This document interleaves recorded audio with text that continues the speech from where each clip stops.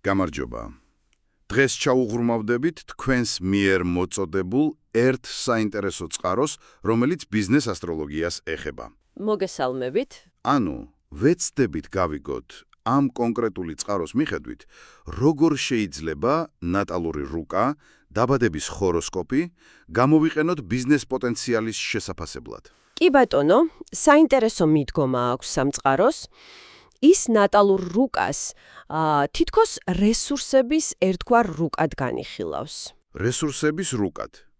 დიახ, და პირველ რიგში უყურებს ზოგად განლაგებას, მაგალითად ნახევარსფეროებს. ანუ, სად არის პლანეტების უმეტესობა. აჰა. აღმოსავლეთ ნაწილში თუა უფრო მეტი აქცენტი თვით გამოხატვაზეა, დასავლეთში პარტნიორობაზე, სხვებთან ურთიერთობაზე. გასაგებია.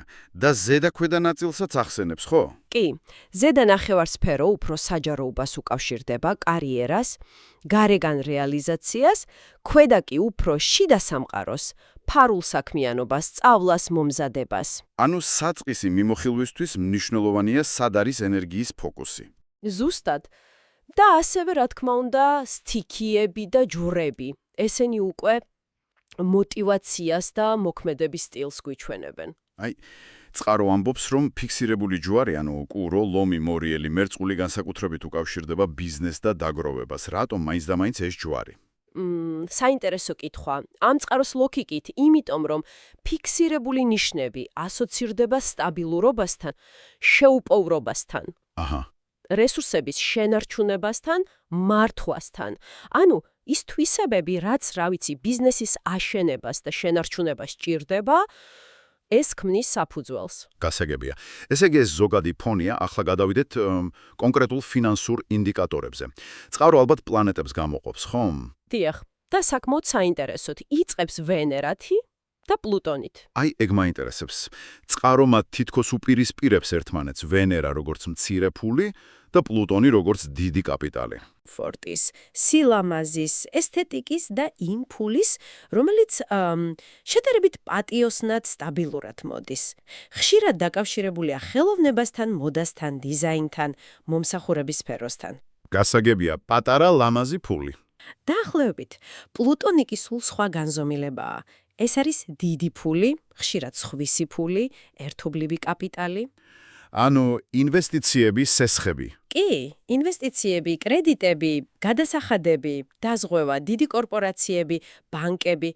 პლუტონი აჩვენებს კაპიტალის მართვის უნარს, მაგრამ თან ახლავს ძალაუფლების თემა, რისკი, კრიზისები. ბანკროტობაც კი ახსენა მგონი წყარო. დიახ, პოტენციური ბანკროტობაც. ანუ პლუტონი ერთდროულად არის უზარმაზარი შესაძლებლობა და ამავე დროს დიდი რისკი. ძალიან საინტერესო დაპირისპირებაა. და იუპიტერი და სატურნი. ისინი როგორ ჯდებიან ამ ფინანსურ სურათში? იუპიტერი ხომ ტრადიციულად იღბალთან ასოცირდება. ნამდვილად. იუპიტერი ამ წყაროს მიხედვითაც არის გაფართოება, წარმატება, ოპტიმიზმი. ის მიუთითებს ლიდერულ თვისებებზე, გარიგებებში იღბალზე, ავტორიტეტით, ან თუნდაც მემკვიდრეობით მოსულ სიმდიდრეზე. სფეროებიც აქვს ალბათ თავისი. კი, მაგალითად, გამომცემლობა, უმაღლესი განათლება, იურისპრუდენცია, საერთაშორისო ურთიერთობები, ტურიზმი. და სატურნი. ის ალბათ იუპიტერის საპირისპირო, არა? გარკვეულწილად კი, სატურნი არის დისციპლინა, დაგეგმვა, სტრუქტურა, შრომა, პასუხისმგებლობა, სიფრთხილე. სატურნთან დაკავშირებული სიმდიდრე ნელა გროვდება, მაგრამ სტაბილურია. ეს არის, თქვათ, სახელმწიფო სტრუქტურები, მშენებლობა, უძრავი ქონება, სოფლის მეურნეობა ზოგჯერ. ანუ, იუპიტერი გაფართოებაა, სატურნი შენარჩუნება და გამყარება. იდეალურ შემთხვევაში, რა თქმა უნდა, კარგია, როცა ეს ორი ბალანსია, ოპტიმიზმი და სიფრთხილე ერთად. ლოგიკურია.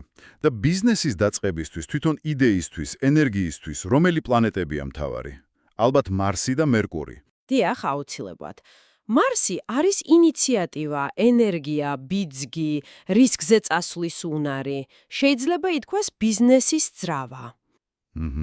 მერკური კი არის იდეა, კომუნიკაცია, ინფორმაცია, მოლაპარაკებები, გათვლა, კომერციული ნიჭი, ვაჭრობა. ანუ მარსი იწყებს, მერკური აგებს კავშირებს და სტრატეგიას. ეს ორი ერთად, ესე იგი, საკვანძოა წამოწყებისთვის. ამ წყაროს მიხედვით ნამდვილად.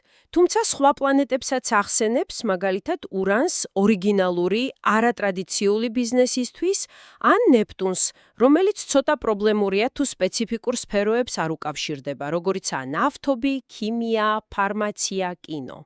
გასაგებია. პლანეტები გასაგებია, მაგრამ სად ვლინდება ეს პოტენციალი? ცხოვრების რომელ სფეროებში? აქ უკვე სახლები შემოდის, ხომ? წყარო განსაკუთრებით მეორე, მერვე და მეათე სახლებს ახსენებს. სწორია. ეს სახლები მიიჩნევა ფინანსური და კარიერული თვალსაზრისით საკვანძოდ. მეორე სახლი ეს არის ჩვენი პირადი რესურსები, შემოსავლის მიღების უნარი, ფულთან დამოკიდებულება, პირადი ქონება. ანუ ჩემი ფული. დიახ, მეათე სახლი MC. ეს არის კარიერა, პროფესია, სოციალური სტატუსი, ჩვენი მიზნები საზოგადოებაში, აღიარება. გასაგებია. და მერვე სახლი, აი პლუტონს რომ უკავშირდება. ეს არის უკვე ერთობლივი ფინანსები, სხვისი ფული, ინვესტიციები, სესხები, მემკვიდრეობა, კრიზისებიც.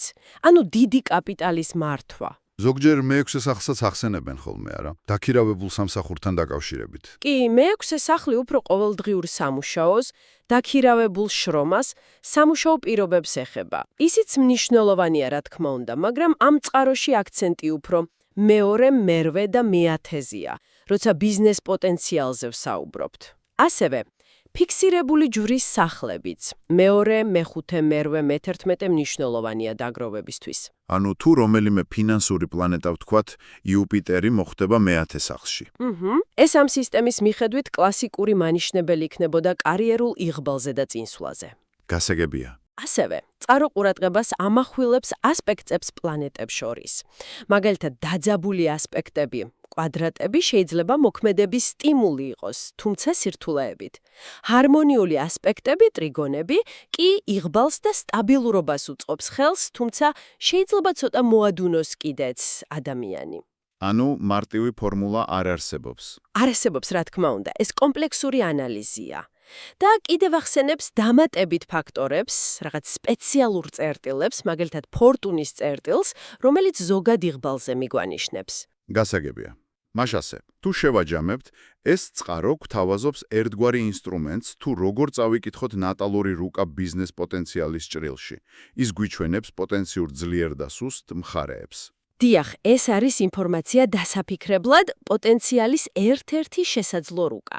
რა თქმა უნდა, ეს არაა პირდაპირი წინასწარმეტყველება, არამედ ანალიზის სისტემა, რომელიც შეიძლება საინტერესო აღმოჩნდეს მათთვის, ვინც საკუთარ პროფესიულ გზას იკვლევს, ან უბრალოდ განსხვავებული პერსპექტივები აინტერესებს. და ბოლოს, მინდა ერთი კითხვა დავსვა, რომელიც ამ წყაროს ანალიზიდან მოდის. ჩვენ ვისაუბრეთ უნარებზე, პოტენციალზე, მაგრამ ეს სისტემა დიდ მნიშვნელობას ანიჭებს დროსაც, პლანეტარულ ციკლებს. აჰა. და კითხვა ასეთია. რა მოხდება? თუ ბიზნესში და ზოგადად წარმატებისთვის დროის სწორად შერჩევა, ანუ როდის, ისეთივე ან უფრო მნიშვნელოვანიც კია, ვიდრე რა და როგორ. აი ამაზე დაფიქრება მგონი ღირს. ნამდვილად საინტერესო კითხვაა დასაფიქრებლად. მადლობა ამ ანალიზისთვის.